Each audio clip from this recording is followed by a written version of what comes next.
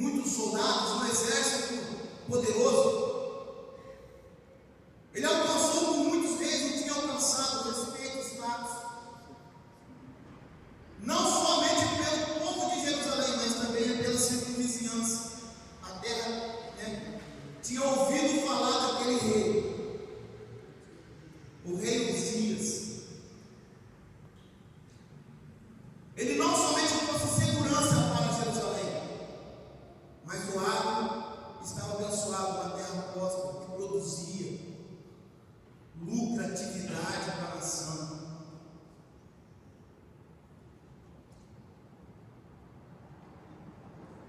Na pecuária, meu irmão Lázaro, prosperidade, ou seja, para nós não demorarmos muito, quando a Bíblia vai falar do rei Uzias, foi um rei que deixou saudade, um rei que foi marcado, que marcou uma geração. O contraponto de Uzias é que Deus o engrandeceu extremamente sobre a terra, porém ele se ensoberbeceu, e a soberba trouxe a ruína daquele homem.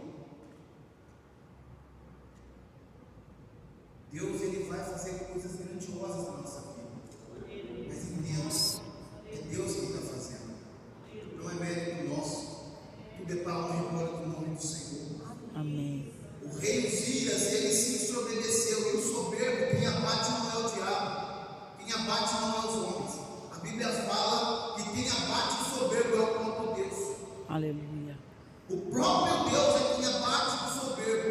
Então nós temos que tomar muito cuidado com isso, porque Deus tem uma palavra para o nosso coração nesta tarde, e esta palavra, no seu contexto, ela nos ensina muito, porque a gente tem que tomar cuidado com isso, com o engrandecimento. Tudo temos que dar glórias ao Senhor. O rei Uzias, ele achou que ele tinha que queimar incenso ao ponto de ele entrar no templo e fazer aquilo que não era para ser feito. Ele tomou uma posição que não era para ele tomar, ele achou que tinha o direito de fazer essas coisas. E ao tocar naquilo que Deus não tinha permitido que ele fizesse, o sacerdote que tinha o direito da linhagem de Arão vai e confronta Uzias dentro do templo, e Uzias bate de frente com aquele sacerdote.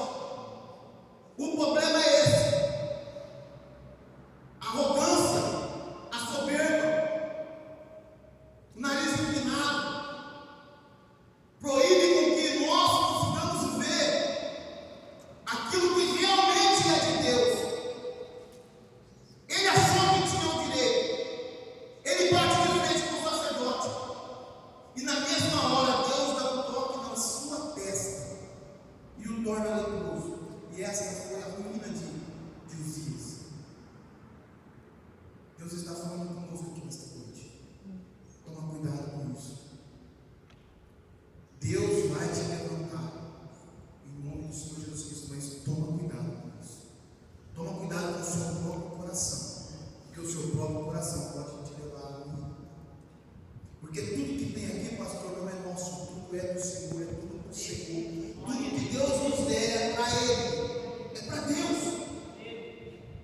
Eu estava um dia orando na minha casa e Deus falou assim comigo: Mário, tudo que eu te der é para acrescentar naquilo que eu já tenho dado para o meu servo, o pastor Roberto. Eu sou vice-presidente da obra, mas tudo que Deus der para mim é para acrescentar naquilo que Deus já tem dado ao servo dele.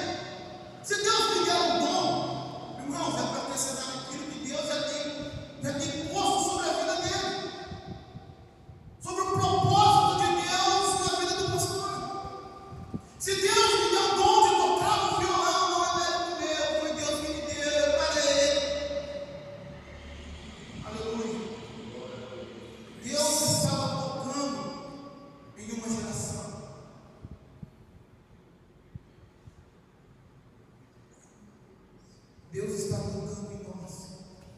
nesses dias. Aleluia. Em nome do Senhor Jesus Cristo. Glória a Deus. E o que eu acho tão interessante, irmãos, é que meio em meio a tantos problemas e dificuldades que estava passando em Jerusalém, mesmo em tempos tão complicados, o que eu acho interessante é que Isaías, ele estava no templo. Isaías estava no templo. Isaías, ele viu quando o rei Uzias foi ferido. Quando o rei Uzias foi ferido, ele viu, ele presenciou. Isaías, quando ele estava no templo, entenda, ele não estava dentro do templo, ele estava para fora do templo. Porque o lugar ele era profeta, entenda, Isaías era profeta. Ele não era sacerdote, ele não era da linhagem de Arão, ele não tinha direito de estar dentro do templo.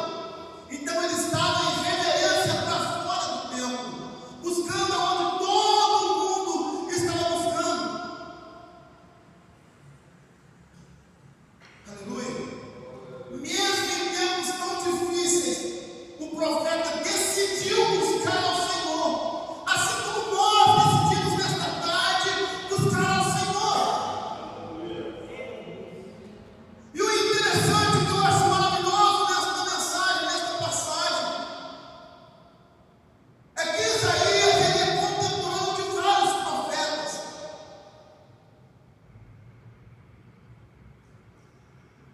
De peso e respeito. Isaías, ele estava para fora do templo e o sacerdote estava dentro do templo. Mas Deus, ele vai revelar algo diferenciado para Isaías. Ele vai revelar algo poderoso para Isaías. Mesmo Isaías não sendo o preferido ou o escolhido pelos homens, mas ele era o desejado por Deus, o escolhido por Deus. Deus escolheu Isaías para revelar a ele, aleluia, a sua glória. Isaías, ele estava diante de um povo, ele estava no meio de um povo, ele estava no meio de profetas, ele estava no meio de sacerdotes, mas Deus revelou para Isaías. Poderia ter homens melhores do que ele, mas Deus revelou para Isaías. Talvez você se sinta o menor ou o inferior da sua casa, do seu bairro, da sua cidade, ou até propriamente da igreja. Mas entenda uma coisa: Deus, ele decidiu revelar a você. Deus, ele decidiu revelar a sua grandeza para nós que somos tão pequeninos. Deus, ele decidiu. Não importa se os homens nos aplaudam, não importa se os homens nos desejam, não importa se os homens olham para nós e nos engrandeçam, não importa. Mas entenda uma coisa: o que é importante é o que Deus pensa ao nosso respeito. Aleluia. Glória. Estava ali o servo Davi, Davizinho cuidando das ovelhinhas do seu pai. Quem era Davi, irmão? Quem era Davi? Entenda, quem era Davi? Davi estava lá escondido no pasto por alguma razão. O seu pai decidiu esconder ele lá. Por alguma razão, o seu pai não queria que ninguém visse o pequenino Davi. Tem muitas histórias a respeito disso. E não é esse o tema. Porém, irmãos, entendam, olha só, o que o Senhor havia visto quando quem estava no reinado naquela época era Saul, que estava reinando. Saul havia pecado, e no seu pecado Deus, ele vai procurar um homem que seja segundo o seu coração.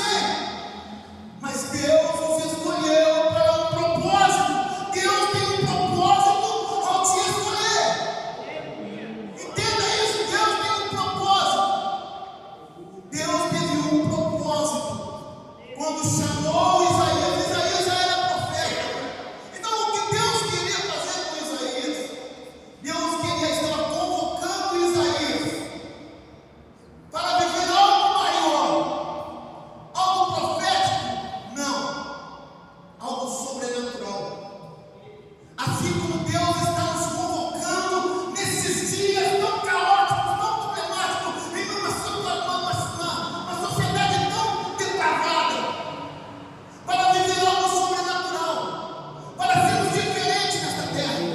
Deus está nos chamando para sermos diferentes nesta terra, meu irmão. Deus não nos chama os seus discípulos, Santo os seus Deus, aleluia. apóstolos, Ele chama Glória. quando Deus ele vai encontrar João, Pedro, aleluia, Pedro pescando. Olha só a semelhança, Pedro pescando, Isaías profetizando. E ele vai dizer para Pedro, e é até meio estranho o chamado, porque Pedro estava frustrado. Pedro estava frustrado. Não havia pescado nada, não tinha conta para pagar. Pedro era um empresário. Pedro, ele era um empresário. Ele tinha ali o seu barco, as suas redes de pesca. Mas ele estava frustrado porque ele pescou a noite inteira e não pegou nada. Mas daí o Senhor olha para ele, depois do culto, e fala assim: Pedro, vem cá, vai e volta. E pesca, mas Senhor, pescamos a noite inteira. Eu entendo de pescaria, Senhor. Eu sei que o mar não dá para peixe. Eu sei que o tempo não está bom. Nós tentamos, lutamos, mas não conseguimos. E o Senhor fala: volta para o mar e lança as suas redes. Aleluia. Volta ao lugar da tua frustração, porque eu vou te abençoar naquele lugar. Eu vou te prosperar naquele lugar. Aleluia. Eu vou ser contigo, eu sou o Senhor. Glória. Volta para Glória a lá. Deus. Aleluia. Eu volto para lá. E Pedro falou assim: Senhor, eu só vou porque o Senhor está falando, viu? E ele foi conforme a palavra do Senhor. E a pesca foi maravilhosa. A pesca foi tão maravilhosa, tão tremenda, tão grandiosa, que as redes começaram a afundar o barco. Eles não conseguiam puxar, teve que pedir ajuda para outras pessoas. A bênção que Deus está derramando sobre nós também vai ser para os outros. Aleluia. As pessoas também vão desfrutar da bênção. Glória a Deus. Porque o Senhor Aleluia. está abençoando a minha vida. Aleluia. E o Senhor vai abençoar aqueles que estão ao meu redor. Aleluia. O Senhor mostrar que o Senhor está nos chamando para viver o sobrenatural. Mas quando Pedro volta para a praia, feliz da vida, até falou: peguei o peixe, olha só que monte de peixe. Feliz, a empresa vai bem. Agora eu vou conseguir fazer algo grandioso. Por isso que eu acho estranho, porque o Senhor olha para ele e fala assim: larga tudo que você tem, vem e segue. Porque eu farei vocês pescadores de homens. E o que eles iriam presenciar, e o que aqueles homens iam presenciar, depois daquelas coisas, eram coisas grandiosas, coisas profundas, coisas poderosas, onde que aleijado andava, o coxo andava, o cego começava a enxergar, o surdo começava a ouvir, e o melhor de todos, quando o Senhor sobe no monte da transfiguração, ele vê coisas grandiosas, coisas que o homem nenhum conseguiu ver. E o Senhor começa a revelar para aqueles homens que estavam ali, os seus chamados, os seus escolhidos nesta terra. É isso que o Senhor quer fazer comigo e com você por esses dias. Ele está nos convocando a viver o sobrenatural nesta terra. Aleluia. Aleluia! Tem coisas profundas para nós fazermos nessa sociedade. Deus não te chamou para coisa pequena. Deus não te chamou para coisas rasas. Não, Deus te chamou para coisas grandiosas e para coisas profundas. Foi para isso que Deus te chamou. Você não está aqui à toa. Deus não te chamou você aqui à toa. Deus não te trouxe a um lugar como esse. Aleluia! Uma tarde, como o pastor disse,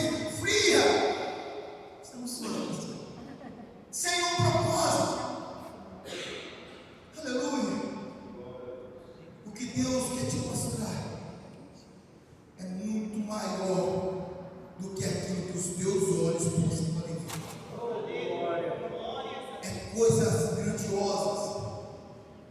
Aleluia. Quando o Senhor chama Isaías, Ele dá uma responsabilidade para aquele homem. Dá uma responsabilidade. Há uma responsabilidade sobre as nossas vidas. Nós temos uma responsabilidade, a irmã falou que não é fácil. Não é fácil mesmo. É, Deus. Não é fácil. Mas tem uma responsabilidade sobre nós. Às vezes você chegou aqui e falou assim: não, só vou ir lá na igreja, só vou ler mesmo assim, mas vou para minha casa. Irmãos, Deus nos tem uma responsabilidade. E esta responsabilidade, irmãos, esse enviado do Senhor, esse ide do Senhor. Veja, o Senhor ele chama, ele mostra para Isaías. O Senhor ele convoca a Isaías. Isaías vê coisas grandiosas de Deus. Isaías ele vê o céu aberto, o Senhor assentado no alto sobre o trono. O Senhor, Isaías ele vê serafins cantando. Ele vê a glória de Deus. Isaías ele faz uma geografia da vida daquele povo, mas primeiro ele vai falar: ai de mim que vou perecer. Agora ele olha para dentro dele e o serafim tira uma brasa viva do altar, vai lá e toca nos lábios de Isaías, e o Senhor perdoa o pecado dele e o purifica. Isaías ele é purificado e agora santificado. E aí ele ouve uma voz que ecoa. Isaías ele está ouvindo uma voz que ecoa. E esta voz que ecoa, ela só não ecoa no Velho Testamento. Esta voz que ecoa, ela ecoa em todas as gerações.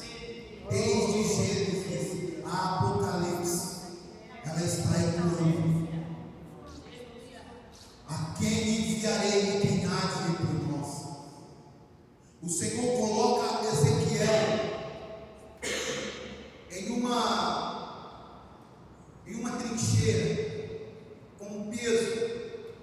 Olha só o tamanho da responsabilidade. Ezequiel capítulo 33, ele vai dizer, o Senhor dizendo: eu te ponho por atalaia sobre o mundo. Se eu mandar você falar e você não falar, e o ímpio morrer do seu pecado, a alma dele eu requererei de ti. Vai vendo só a responsabilidade. É, Deus. Se eu mandar você falar e você falar, e o ímpio se converter, ou se ele não ouvir e morrer no seu pecado, você está livre do sangue deste homem. Deus não tem prazer na morte do ímpio, mas que o ímpio se converta. A responsabilidade está nas nossas mãos. A responsabilidade que o Senhor tem nos otorgado, o Senhor tem nos dado, está nas nossas mãos, meu irmão. É, Deus. Sabe aonde? Na nossa casa. É. Com as nossas esposas, nossos filhos, as mulheres, esposas, maridos, filhos, com os nossos vizinhos, no bairro em que nós moramos, na rua em que nós estamos, no nosso ambiente de trabalho. Nós temos uma responsabilidade. Paulo ele vai dizer, antes de partir para a morte, Paulo ele vai dizer para aqueles homens e mulheres que estavam com ele: eu não tenho peso nenhum sobre mim, porque eu preguei quando tinha que pregar. Eu estou livre do sangue de vocês. Não devo nada para vocês, nem diante de vocês, nem diante de Deus, porque o que eu tive que fazer eu fiz.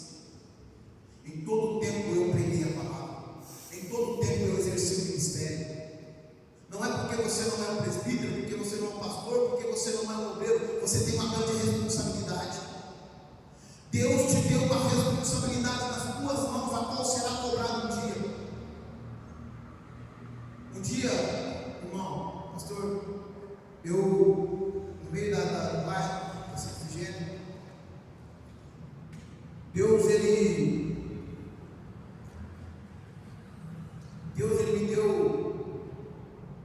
uma visão, e eu fui ministrar, eu ministrando na rua, e Deus me deu uma visão, e falou acerca de um jovem,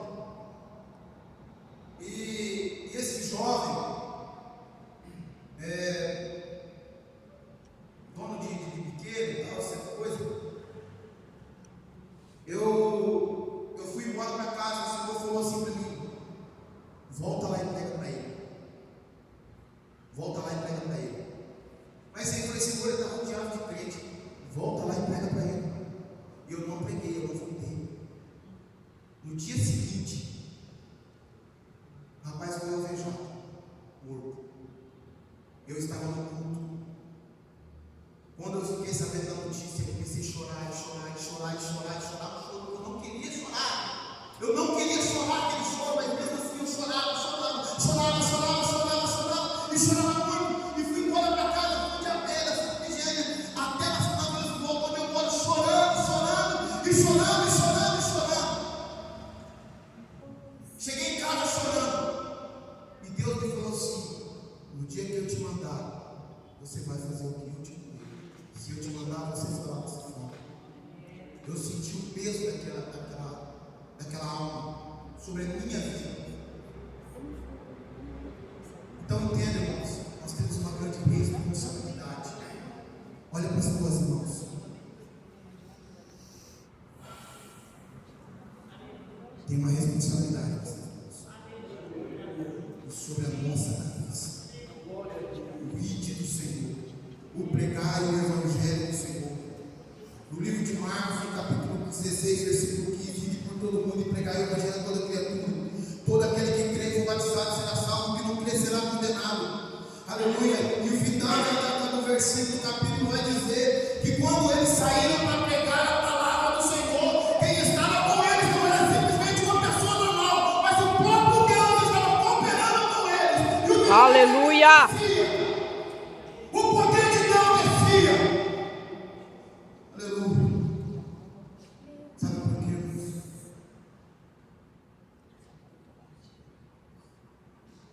Porque o prazer do Senhor é de salvar esta geração.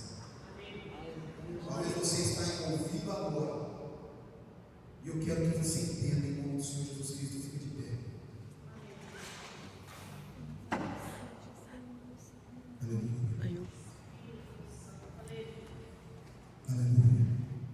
Eu paro aqui. O prazer do Senhor Aonde? é ver almas